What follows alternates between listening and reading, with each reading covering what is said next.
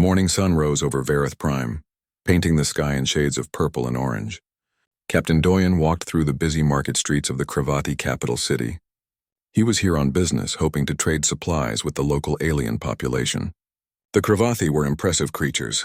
They stood nearly 8 feet tall, covered in dark fur that seemed to shimmer in the light. Their amber eyes watched everything with sharp intelligence. Doyen was a human xenoanthropologist, which meant he studied alien cultures for a living. He had been traveling through space for many years, meeting different species and learning their ways. He always treated everyone with respect, no matter how strange or dangerous they might seem. This attitude had saved his life more than once. The market was loud and crowded. Kravathi merchants sold strange fruits and handmade tools. Warriors walked past in groups, their claws clicking on the stone ground. Everyone moved with purpose and confidence. Doyen felt small among these powerful beings, but he did not feel afraid. He had learned long ago that showing fear only made situations worse. As he turned down a narrow alley between 2 buildings, Doyen heard a sound that made him stop. It was a soft whimpering, like a child crying. He moved closer and saw 3 small creatures huddled against a wall. They were Kravathi cubs, but they were much smaller than normal. Their fur was dull and patchy. Their eyes were wide with terror. Doyen knelt down slowly, making himself smaller and less threatening. He spoke in a gentle voice, using the few Kravathi words he knew. The cubs shrank back against the wall, trembling. They looked starved and exhausted. One of them had a wound on its leg that had not been treated properly. He reached into his pack and pulled out some dried meat. He placed it on the ground and backed away, giving them space. The smallest cub crept forward first, sniffing the food carefully. Then it grabbed the meat and retreated quickly. The other 2 followed, eating desperately. While they ate, Doyen noticed something troubling. These cubs had been abandoned. In his studies of Kravathi culture, he had learned about their harsh traditions. Cubs who were born weak or small were considered worthless. They were cast out and left to die. It was a brutal practice, but the Kravathi believed it made their species stronger. Doyen could not accept this. He had seen too many civilizations justify cruelty with tradition. He slowly extended his hand toward the cubs. They watched him with suspicion but did not run away. He touched the smallest one gently on the head. The cub flinched but then leaned into his touch, starving for kindness as much as food. Suddenly, heavy footsteps echoed in the alley. Doyen turned to see 4 Kravathi warriors approaching. They wore armor and carried weapons. Their leader, a scarred male with dark stripes on his fur, pointed at the cubs and growled something in the Kravathi language. Doyen stood up, placing himself between the warriors and the cubs. The scared little creatures immediately scrambled behind him. They grabbed onto his long coat and hid beneath it, their small claws gripping the fabric tightly. He could feel them shaking against his legs. The lead warrior stepped closer. His name badge read Baekhyun. He spoke in broken Galactic Common, the universal language that most species used for trade. His voice was rough and impatient. "Human, step aside. Those runts must be removed. It is our law." Doyen met his gaze steadily. "I cannot do that. These are children. I will not let them be harmed." Baekhyun's eyes narrowed. "You do not understand our ways. These cubs are weak. They will never be warriors. They have no place in our society." "Perhaps they will never be warriors," Doyen replied calmly. "But that does not mean they have no value. Every life has worth. Every child deserves a chance to grow." The other warriors growled and moved to surround him. Doyen did not reach for a weapon. He did not have one that would help against 4 armed Kravathi anyway. Instead, he stood still and kept his voice even and respectful. "I mean no disrespect to your culture," he said, "but I cannot stand by and watch children die when I have the power to help them. If you want these cubs, you will have to go through me first." Baekhyun bared his fangs. "You are a fool, human. We could kill you easily." "Yes, you could," Doyen agreed. "But would that be honorable? To kill an unarmed stranger who is only trying to protect the helpless? What kind of strength is that?" The warriors hesitated. Doyen had touched on something important in Kravathi culture. Honor and strength were their highest values. Killing a defenseless person, even an outsider, would bring shame. Baekhyun snarled in frustration. "You interfere in matters that are not your concern. This will not end well for you."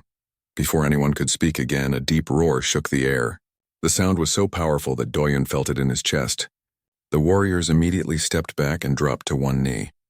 The cubs under his coat whimpered and pressed closer to his legs. The crowd in the nearby market street parted like water. Through the gap walked the largest Cravathi Doyen had ever seen. This one stood over 9 feet tall. His fur was black with streaks of silver, marking his age and experience. His eyes were like molten gold, and they fixed on Doyen with intense focus. The other Cravathi around them bowed their heads. Even the warriors who had been threatening Doyen showed complete submission. This could only be one person, Alpha Jinwu, the supreme leader of the dominant Cravathi pack. Jinwu approached slowly, his massive form radiating power and authority. He circled Doyen once, studying him from every angle. Doyen forced himself to stand still and meet the Alpha's eyes. To look away would be seen as weakness. To stare too aggressively would be seen as challenge. He tried to project calm confidence and respect. Finally, Jinwu spoke. His voice was deep and controlled, speaking perfect galactic common. You are the human trader who arrived yesterday. Doyen, is that correct? Yes, Alpha Jinwu. I am honored to meet you, though I wish it were under better circumstances. Jinwu's eyes moved to the bottom of Doyen's coat, where 3 small sets of eyes peeked out nervously. You have taken our discarded cubs under your protection. Why would you do this? They are not your kind. They mean nothing to you. Doyen chose his words carefully. In my species, we have a saying, the measure of a civilization is how it treats its weakest members. These cubs are children. They are scared and hungry. I cannot walk away from that. It does not matter that they are not human. Compassion does not recognize species. Jinwu's expression was unreadable. Compassion? You speak of compassion as if it were strength. We Cravathi know better. Compassion for the weak leads to a weak society. This is why we call the runts. It keeps our people strong. With respect, Alpha, I disagree, Doyen said. True strength is not about who you can dominate or discard. True strength is about who you choose to protect. A leader who only values the powerful is not a leader at all. He is just a bully, the crowd gasped. No one spoke to Alpha Jinwu this way. Baekhyun and his warriors looked shocked and angry. They expected Jinwu to strike Doyen down for such disrespect, but Jinwu did something no one expected. He sat down. The massive Alpha lowered himself to a seated position, removing the height advantage and making himself less threatening. The gesture stunned everyone watching. You have courage, human, Jinwu said. Foolish courage, perhaps, but courage nonetheless. You stand before me unarmed, protecting creatures that my entire species has deemed worthless. You speak harsh truths to my face when you should be begging for mercy. This interests me. Doyen felt the cubs relax slightly against his legs. They seemed to sense that immediate danger had passed. Jinwu continued. I will give you a choice, Doyen of Earth. You may leave this planet now and forget about these cubs. They will be dealt with according to our laws, or you may accept a challenge. Prove to me that your way has merit. Show me that compassion can create strength. If you succeed, these cubs will be yours to protect. If you fail, you will be banished from Varath Prime forever, and the cubs will face their fate. What is the challenge? Doyen asked. You will undergo the test of 3 moons, Jinwu announced. You will care for these 3 cubs for 1 full lunar cycle. You will live among us. You will teach them, feed them, protect them. If after 30 days they have shown growth and capability, I will grant your request. But if they remain weak and useless, or if you fail to provide for them, then you will accept that our way is correct. Doyen looked down at the 3 small faces peeking from beneath his coat. They looked back at him with hope and fear mixed together. He knew this would not be easy.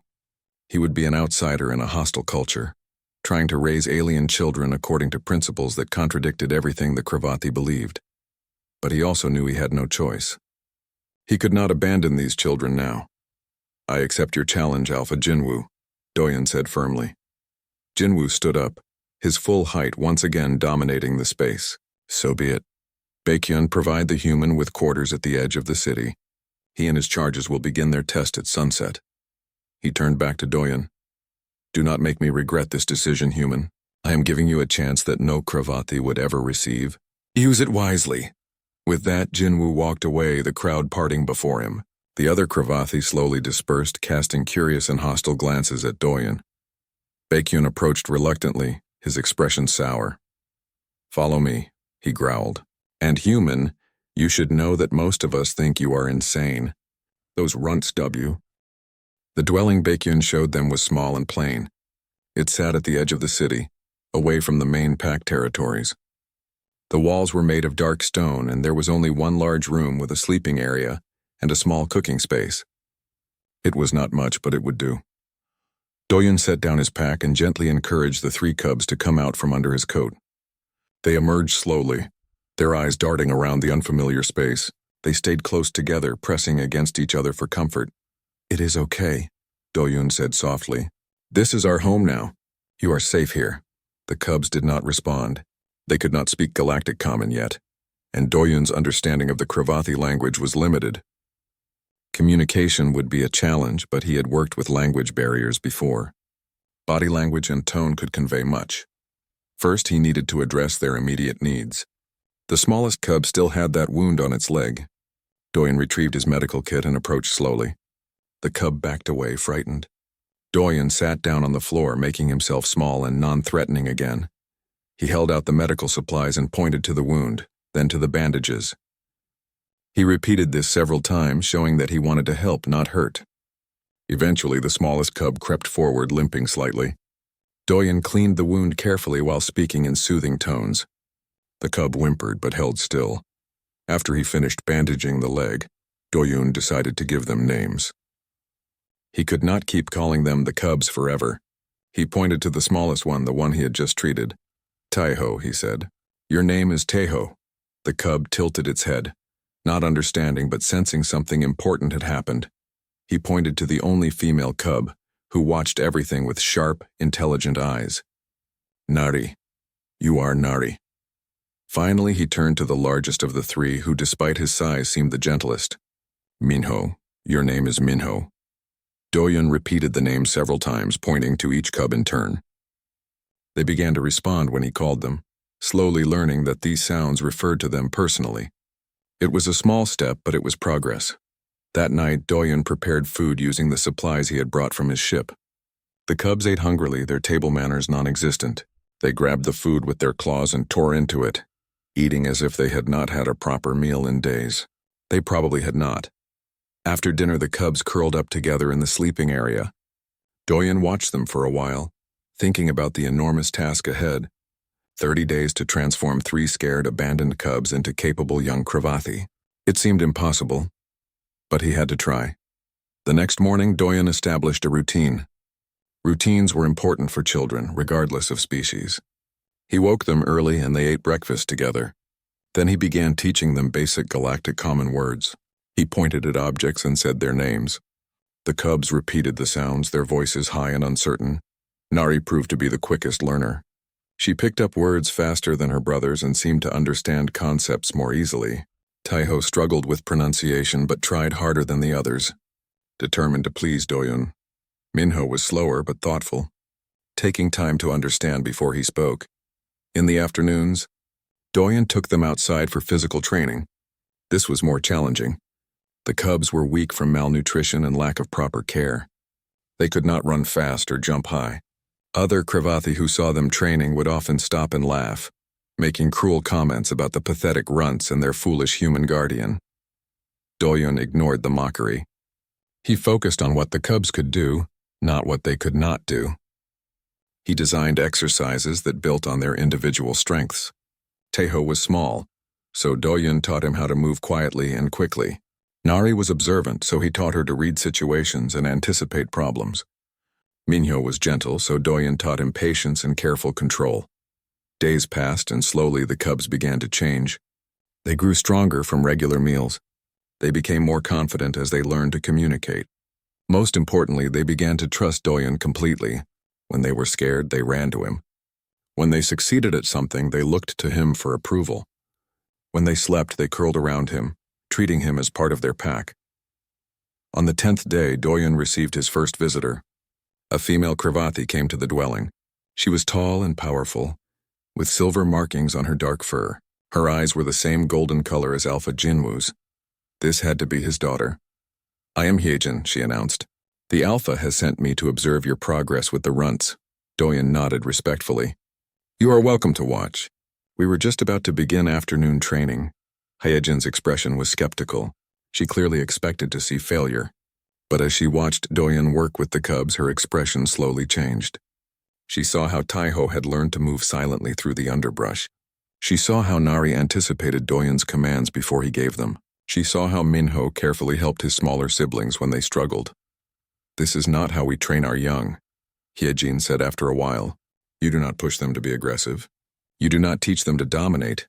"No," Doyen agreed. "I teach them to cooperate, to think, to use their individual strengths to support each other. A pack that works together is stronger than individuals fighting alone." Hyejin watched in silence for several more minutes. Then she said something that surprised him. "I had a brother. He was a runt like these three. My father was not yet Alpha then. The old Alpha ordered my brother culled.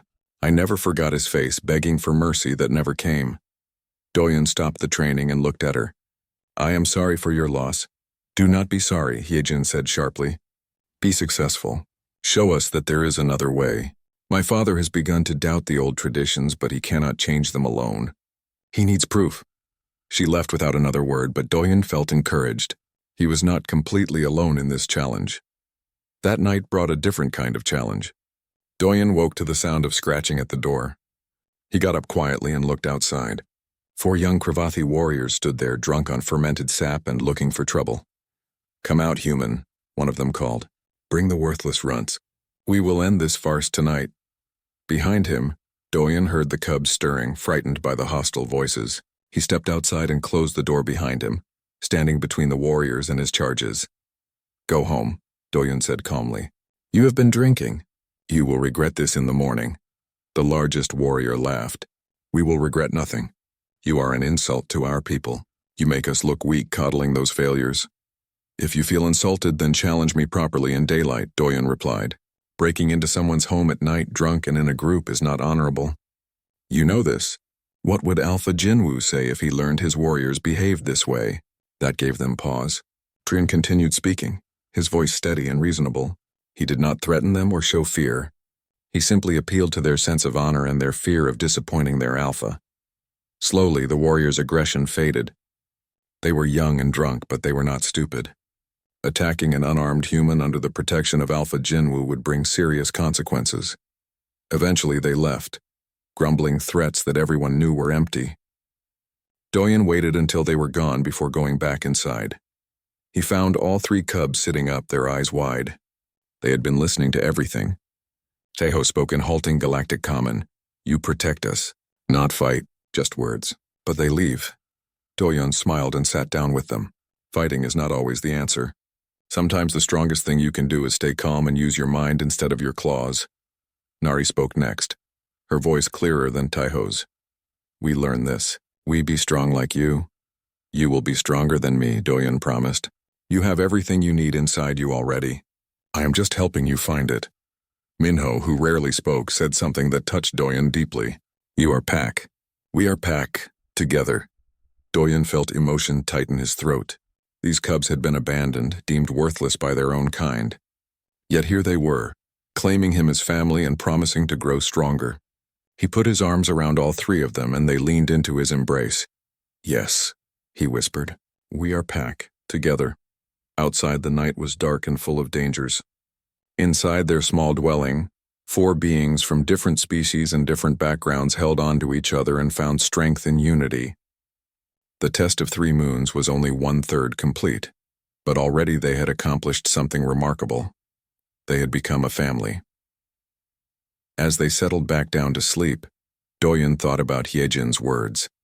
Alpha Jinwu needed proof that there was another way. Perhaps these 3 cubs would provide that proof. Perhaps they would change not just their own lives, but the future of all Kravathi. It was a heavy burden to place on such small shoulders. But as he watched them sleep peacefully, trusting him completely, Doyen felt hope. They had survived abandonment and starvation. They had faced mockery and hostility. They had come through it all, growing stronger each day. If they could survive all that, they could survive anything. And together, they might just change the world. The 20th day of the lunar cycle arrived with unexpected news. A young Kravathi warrior named Giho had publicly challenged Doyen's right to keep the cubs. Giho was ambitious and traditional, viewing Doyen's methods as an insult to Kravathi culture. He demanded a trial of strength. Word spread quickly through the city.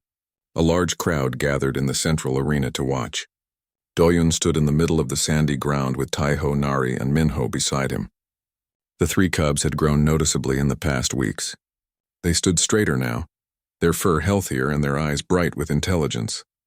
Alpha Jinwoo sat on his elevated platform, watching everything with his golden eyes. Hijin stood beside him, her expression unreadable. Baekhyun was there too, along with many other warriors and citizens. Jiho stepped forward, his muscles rippling under his dark fur. He pointed at Doyun with a clawed finger. "Human, you have wasted 20 days trying to make warriors from trash. I challenge you now. Prove these runts have value or admit your failure and leave our world forever." Alpha Jinwoo raised his hand for silence. "The challenge is acknowledged. However, it would be unfair to pit the human directly against a Kravathi warrior. We are not the same physically." He paused, considering. "Instead, I propose a different test. Doyun and his cubs will complete 3 traditional challenges. These challenges will test wisdom, courage, and unity. If they succeed, the cubs will be recognized as worthy members of Kravathi society." Giho smiled, confident of victory. "Agreed, let them fail and prove me right." Doyun looked down at his 3 cubs. They looked back at him with trust and determination. Nari spoke quietly in Galactic Common, which she now spoke quite well. "We are ready. We trained for this." Doyun nodded. "Then let us begin." The first challenge was called the Hunt of Shadows. They had to track and capture a wild forest creature called a shadow leaper, without harming it. Shadow lepers were fast, intelligent, and extremely difficult to catch. Most young Kravathi failed this test on their first attempt. The crowd followed them to the forest edge. Elder Soman, the oldest Kravathi female, released the shadow leper into the trees. It disappeared instantly, living up to its name. Doyun knelt down with the cubs and spoke quietly. "Remember what I taught you. We do not need to be faster than the leper. We need to be smarter. What did we learn about working together?" Taeho's ears perked up. "I track. I'm small and quiet," Nari added. "I watch patterns. I predict where it goes," Minho finished. "I wait where Nari tells me. I catch gentle, not hurt." "Perfect," Doyun said. "Now go. Trust each other." What happened next amazed the watching Kravathi. The cubs split up with perfect coordination. Taiho moved through the underbrush silently, following the barely visible tracks. Nari climbed into the trees, using her sharp eyes to spot the shadow leper's movement patterns. She made clicking sounds to communicate with her brothers, a system they had developed during training. Minho positioned himself exactly where Nari directed, waiting patiently. Doyun stayed back, letting them work. He had taught them the skills, but this was their moment to prove themselves. The shadow leper made its mistake. It jumped toward what looked like an escape route, not realizing it was being herded. Minho caught it in midair, his large gentle paws wrapping around it carefully. The creature struggled, but Minho held it firmly without hurting it. Within minutes they had succeeded. The crowd murmured in surprise. Some still looked skeptical, but others seemed impressed. Jiho's confident smile had faded slightly. The second challenge was the climb of trust. A sheer cliff face rose before them, with narrow ledges and dangerous gaps. Traditional Kravathi climbed it alone, relying on individual strength and courage. But the rules allowed for cooperation, something rarely seen in Kravathi challenges. Doyun studied the cliff face carefully. The cubs could not make some of those jumps alone. They were still too small, too young, but together they might manage it. "Nari, you plan the route," he said. "Look for the safest path, not the fastest. Taiho, you test each hold before the others use it. Make sure it is stable. Minho, you help the others across the difficult gaps. Use your strength to assist them. And I will anchor us. If anyone slips, I will catch them." They began climbing. Doyun used rope from his pack to link them safely together. This was another human concept, foreign to the Kravathi who viewed safety equipment as a sign of weakness. But Doyun did not care about appearances. He cared about keeping his cubs alive. The climb was terrifying. Several times one of the cubs slipped, only to be caught by the rope and helped back by the others. Doyun's arms burned from the effort of supporting them. His human body was not built for this kind of physical challenge, but he pushed through the pain, focusing on each handhold, each step. Halfway up, disaster struck. A ledge crumbled under Taeho's weight. He fell, swinging wildly on the rope. The sudden jerk pulled Nari off balance. Minho grabbed his sister with one hand while holding the cliff face with the other. Doyun bore the weight of all 3 cubs, his muscles screaming in protest. "Hold on." Doyen shouted. Trust the rope. Trust each other. Slowly, carefully, they stabilized. Minho pulled Nari back to safety. Tejo found a foothold and climbed back up. They were shaken but unhurt. The crowd watching from below had fallen completely silent. They continued climbing. Every muscle in Doyen's body hurt, but he refused to stop. The cubs drew strength from his determination, pushing themselves beyond what they thought possible. Finally, after what felt like hours, they reached the top. They collapsed on the summit, breathing hard. Tejo, Nari, and Minho lay in a pile, exhausted but triumphant. Doyen sat beside them, his hands shaking from exertion. But they had done it, together. The third challenge was the trial of fire. They had to navigate through underground, caverns filled with thermal vents that released bursts of superheated steam at irregular intervals. It tested both courage and intelligence, requiring them to recognize patterns and move quickly when opportunities presented themselves. The entrance to the caverns yawned before them like a hungry mouth. Heat waves distorted the air. The smell of sulfur burned their nostrils. Doyen felt the cubs press close to him, frightened but determined. What do we know about patterns? Doyen asked them. Nari answered immediately. Everything has pattern. Nothing is random. We watch, we learn, we predict exactly. So we watch first. We do not rush. Patience will save our lives here. They entered the cavern slowly. The heat was intense, making breathing difficult. Every few seconds, a vent would erupt with a hiss, spraying scalding steam across the path. Doyen and the cubs stood at the entrance, watching carefully. Nari's eyes tracked each eruption. Her mind worked quickly, analyzing the timing. After several minutes, she spoke. First vent, 10 seconds. Second vent, 7 seconds after first. Third vent, 5 seconds after second. Then repeat. Save time is 4 seconds between each. Doyen smiled proudly. Good, can we make it through in 4 seconds? Tejo nodded. I run fast. I go first, check path. I follow Tejo, Minho said. Then Nari, then Doyen. I protect from behind if needed. They waited for the next cycle to begin. Nari counted down. 3, 2, 1, go! Tejo darted forward, his small size and speed serving him well. He made it through the first section safely. Minho followed, using his strength to leap over dangerous gaps. Nari came next, her movements calculated and precise. Finally, Doyen ran, his longer human legs carrying him through just as the vents erupted behind him. They repeated this process through multiple sections of the cavern. Each time, Nari analyzed the patterns. Each time, they moved together in perfect coordination. The heat was overwhelming and the danger was real, but they trusted each other completely. At the final section, they found the exit blocked by a complex puzzle lock. This was the true test, requiring them to work together to solve it while steam vents threatened them from all sides. Nari, you figure out the puzzle, Doyen said. Tejo and Minho, watch the vents and warn us when to move. I will help Nari with the mechanism. Working together, they solved it. Nari's intelligence identified the pattern. Doyen's human hands manipulated the complex lock. Tejo and Minho kept them safe by timing their movements between eruptions. The door opened and they rushed through into blessed cool air. They had completed all 3 challenges. The crowd that had gathered at the cavern exit erupted in astonished roars. Even Giho stood silent, unable to deny what he had witnessed. 3 runts and a human had accomplished what many full-grown Cravathi warriors failed to achieve. Alpha Jinwu approached them, his expression unreadable. He looked at the exhausted, soot-covered group before him. Doyen stood protectively in front of his cubs, ready to defend them even now, even from the Alpha himself. But Jinwu did something unexpected. He lowered his head in the Cravathi gesture of deep respect. You have proven your point, human, he said quietly. These cubs are not weak. They simply needed someone to believe in them and teach them how to use their strengths together. He turned to address the crowd. Let this be a lesson to all of us. Strength comes in many forms. Unity, intelligence, and cooperation are as valuable as physical power. Perhaps more valuable. As they walked back to their dwelling that night, the 3 cubs walked taller. They had faced impossible challenges and succeeded. They had proven themselves not just to the Cravathi, but to themselves, 3 days after the challenges, Elder Soman visited Doyen's dwelling.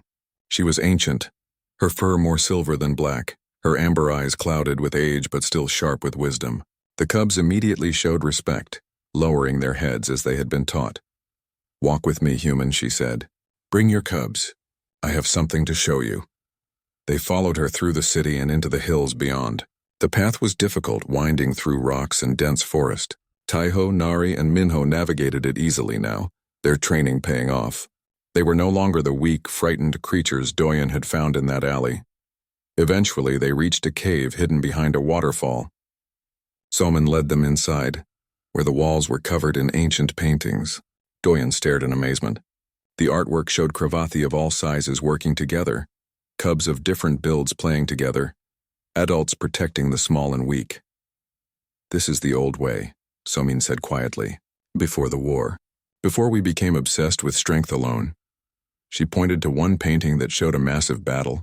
500 years ago, we fought a species called the Vraks. They were brutal and efficient. They nearly destroyed us. The survivors decided that to prevent such weakness in the future, we must be harder, crueler. We began culling the runts, believing it would make us stronger. Doyen studied the paintings carefully. "But it did not make you stronger, did it? It made you fewer in number and more rigid in thinking." Soman nodded slowly. "Yes, we forgot that diversity is strength. We forgot that the small can be fast, the gentle can be wise, the weak can become strong if given the chance. I have kept these paintings secret for decades, waiting for the right moment to reveal them." "Why show me now?" Doyen asked. "Because you and these cubs represent our last chance," Somin replied. "Jinwoo has begun to doubt the old ways, but he needs support. The traditionalists are powerful. They maintain their authority through fear and the threat of being cast out as weak. If you succeed, if these cubs continue to thrive, it will prove that change is possible." Nari spoke up, her voice clear and confident now. "We will not fail. We are pack." Soman looked at the young female with something like pride. "You have learned well, little one. But be careful. Not everyone celebrates your success. Some see you as a threat to everything they know." Her words proved prophetic. That very night danger came. Doyen woke to the smell of smoke. He jumped up, instantly alert. The cubs were already awake, their sensitive noses having detected the danger first. "Fire," Minho said, his voice steady despite the fear in his eyes. Doyen rushed to the door. Flames surrounded their dwelling, deliberately set to trap them inside. Through the smoke, he could see figures moving in the darkness. This was no accident. This was an assassination attempt. "The window," Nari said quickly, pointing to the small opening at the back of the room. "We climb out, go through forest." Taiho was already moving. "I go first, check if safe." They moved quickly and efficiently, all their training coming together in this moment of crisis. Taiho slipped through the window and signaled that the path was clear. Nari followed, then Minho. Doyen came last, pulling himself through just as part of the roof collapsed behind them. But they were not safe yet. 3 masked Cravathi blocked their escape route. One of them spoke, his voice muffled but familiar. It was Giho. The human and his pets end tonight. "You are a poison to our culture. You make us weak with your softness." Doyen stepped in front of the cubs. "If you want them, you will have to kill me first." "That can be arranged," Giho growled. But before anyone could move, Taiho, Nari, and Minho stepped forward to stand beside Doyen. They formed a line. "United, you want to hurt our pack?" Taiho said. "You go through all of us," the 3 assassins laughed. "Pathetic runts think they can fight us?" What happened next shocked everyone. The cubs did not attack directly. Instead, they used everything Doyen had taught them. Taiho darted forward, too fast to track, grabbing burning branches from the fire and hurling them to create a barrier. Nari used her voice, making clicking sounds that confused the attackers and masked the movements of her brothers. Minho used his size and strength not to attack, but to position himself defensively, protecting Doyen and his siblings. They worked as a perfect unit, covering each other's weaknesses and amplifying each other's strengths. The assassins, used to individual combat, could not counter this coordinated approach. When one lunged at Taiho, Minho blocked. When another tried to grab Nari, Taiho tripped him. When the third focused on the cubs, Doyen used his human agility to evade and distract. Within minutes, the assassins were on the defensive. They had expected an easy kill. Instead, they faced opponents who fought with intelligence and unity. Suddenly, a roar split the night. Alpha Jinwoo burst into the clearing with a group of his elite warriors. Hyejin was with them, and so was Baekhyun. They had seen the smoke and come to investigate. The assassins tried to flee, but they were quickly surrounded and captured. Their masks were torn away. Giho and two of his closest followers stood exposed. Jinwoo's fury was terrible to behold. You dare attempt murder? You dare attack those under my protection? You have violated every law of honor. Giho snarled defiantly. They are making us weak. Can you not see? The human fills our youth with soft ideas. Soon we will be too gentle to defend ourselves. Heejin stepped forward. You call them weak? I watched them defend themselves against 3 full-grown warriors. I watched them use tactics and teamwork that none of our traditional fighters could counter. That is not weakness. That is evolution. Baekhyun, who had been silent throughout, finally spoke. I have watched the human and his cubs for 27 days. I expected to see failure. Instead, I have seen something that shames me. I have seen compassion create strength. I have seen cooperation achieve what individual power could not. Perhaps we are the ones who have been weak, clinging to old ways because we fear change. Alpha Jinwoo turned to Doyen and the cubs. Are you injured? Doyen shook his head. We are unharmed thanks to each other. Jinwoo studied them for a long moment. The cubs stood tall, no longer hiding behind Doyen but beside him. They were covered in soot and exhausted, but their eyes burned with determination and pride. You have 3 days remaining in your test, Jinwoo said, but I have seen enough. Tomorrow I will convene a grand assembly. All Kravathi will attend. There we will decide the future of our people. We will decide whether to continue the old ways or embrace something new. He turned to his warriors. Take these traitors to confinement. They will face judgment for their crimes. To Doyen he said more quietly, I will provide guards for your dwelling tonight. You will be safe. As Jinwoo and his warriors led the prisoners away, Hyejin remained behind. She approached Doyen and the cubs carefully. My father is going to abolish the culling, she said quietly.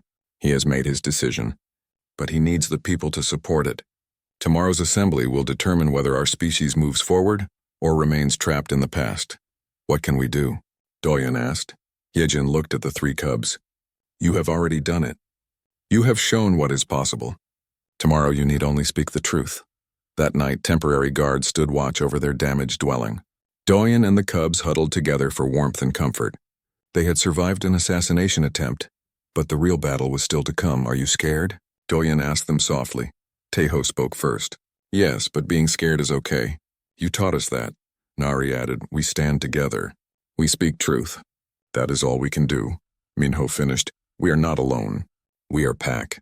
Pack is strong. Doyen pulled them close, feeling overwhelming pride and love for these 3 remarkable beings. They had come so far from the terrified cubs hiding under his coat.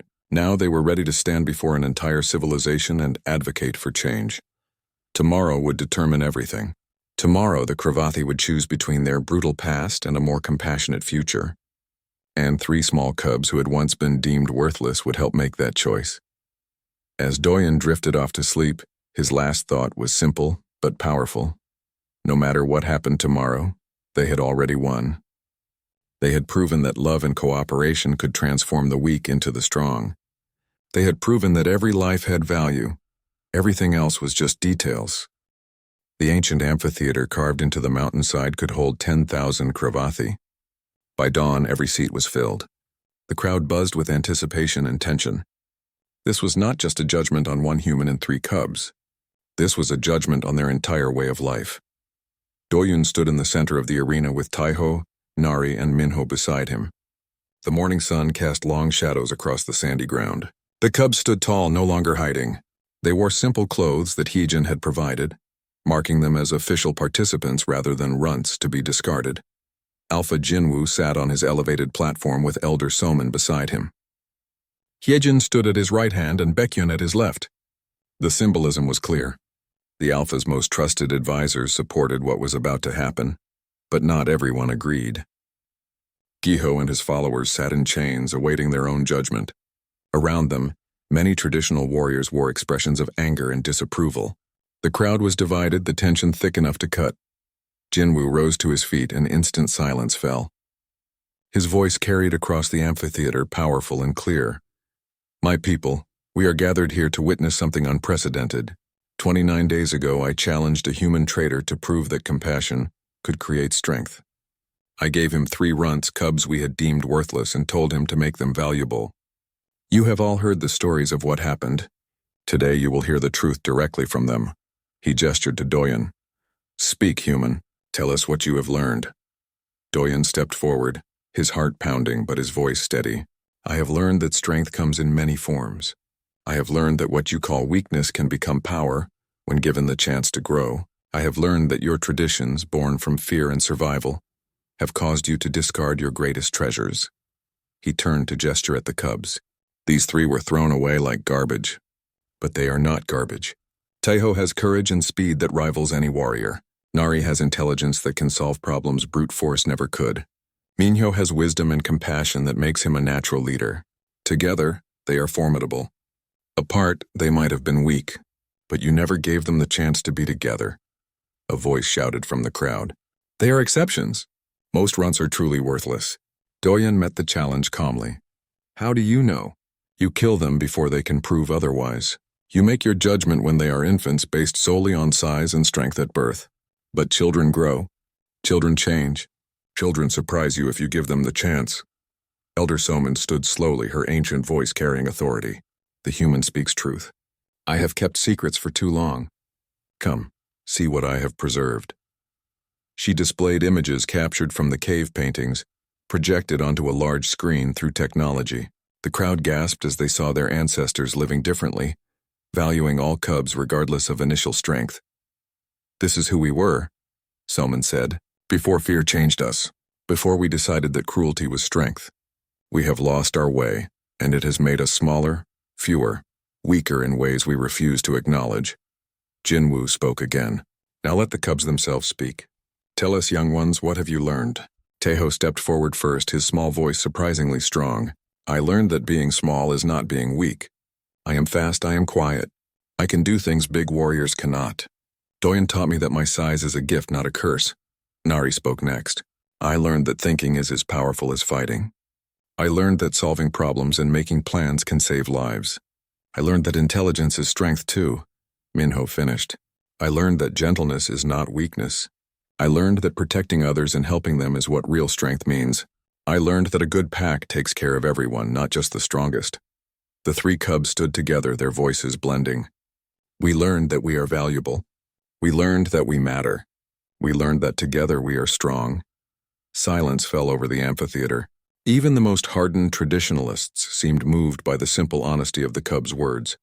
Then Giho shouted from his chains. This is sentiment. This is weakness. They speak pretty words, but when real danger comes, they will fail. The Kravathi survive through strength alone. Hijin stepped forward, her voice sharp. Real danger came. Last night, 3 assassins attacked them.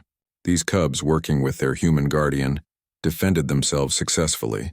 They used tactics, teamwork, and intelligence to defeat opponents much larger and older. Explain to me how that is weakness, Baekhyun added. I challenged this human on his first day. I thought he was a fool. I have watched for 29 days and I have learned that I was the fool.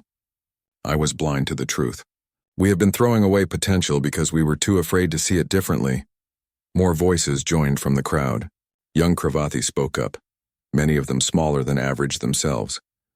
They had lived their lives in fear of being deemed weak. Now they saw hope. One mother stood and spoke, her voice breaking. I lost 2 cubs to the culling. I held them as they were taken from me. I watched them die because they were born small.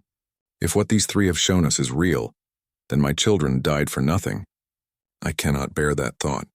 Please let this be the last generation that suffers this way.